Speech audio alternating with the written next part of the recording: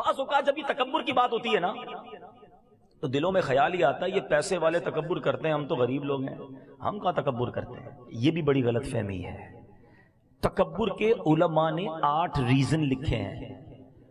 تکبر علم کی وجہ سے بھی آتا ہے، تکبر عبادت کی وجہ سے بھی آتا ہے، مال کی باری تو تیسرے نمبر پہ آتی ہے، تکبر اقتدار کی وجہ سے بھی آتا ہے، تکبر خوبصورتی کی وجہ سے بھی آتا ہے، تکبر طاقت کی وجہ سے بھی آتا ہے۔ اب علم سے کیسے تکبر آتا ہے؟ کسی بندے نے دنیاوی علم حاصل کر لیا یا دینی، علماء بھی بن گئے۔ جی میرے مذہبی بھائی بیٹھے ادب کے ساتھ، کیونکہ علماء نے کتابوں میں لکھا کہ اگر آپ دینی علم بھی سیکھ گئے اور اس کے بعد دوسروں کو حقیر سمجھنے لگے کہ ان کو تو آتا ہی کچھ نہیں، مجھے اتنا کچھ آتا ہے، تو یہ بھی تو تکبر ہے نا۔ علم اس لیے نہ سیکھو کہ لوگوں کو حقیر جاننے لگ جاؤ، اس لیے سیکھو کہ لوگوں کو بلا کر علم دین سکھائیں گے۔ علم بھی تکبر لاتا ہے۔ عبادت تکبر کیسے لاتی ہے؟ کوئی بندہ 5 ٹائم کا نمازی بن جائے، قرآن پڑھنے لگ جائے، پھر کہ دیکھو لوگ تو کچھ بھی نہیں کرتے، یہ تو جمعے کی نماز نہیں پڑھتا، میں تہجد بھی پڑھتا ہوں۔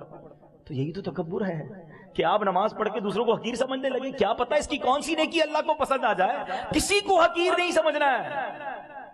ایک بار سفیان ثوری رحمۃ اللہ تعالی علیہ اپنے بیٹے کے ساتھ ایک سفر پر جا رہے تھے، ایک سرائے خانے پر رکے، دونوں باپ بیٹے سو گئے، پورا قافلہ بھی تھا، سب سو گئے۔ تہجد میں باپ بیٹے اٹھے اور نماز تہجد ادا کی۔ بات بڑی کمال کی ہے، تہجد پڑھنے کے بعد بیٹا کہتا ہے ابا جان یہ کیسے لوگ ہیں، سارے ہی سوئے ہوئے، کوئی نہیں اٹھا تہجد کے لیے۔ والد صاحب نے جو بیٹے کو جملہ کہا نا، اللہ کرے دل میں اتر جائے، کہتے بیٹا تو بھی سویا رہتا تو بہتر ہی تھا۔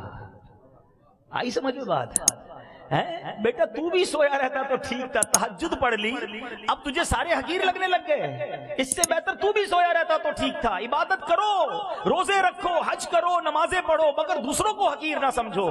مجھے کیا معلوم میری ساری عبادتیں کہیں منہ پہ نہ مار دی جائیں۔ ڈرتے رہو اللہ جو کیا قبول کر لے۔ مالک ناقص ہوں، کمزور ہوں، جیسی ٹوٹی پھوٹی ہے تیری شان کے لائق نہیں، یہ ٹوٹے سجدے تو نے ہی قبول کر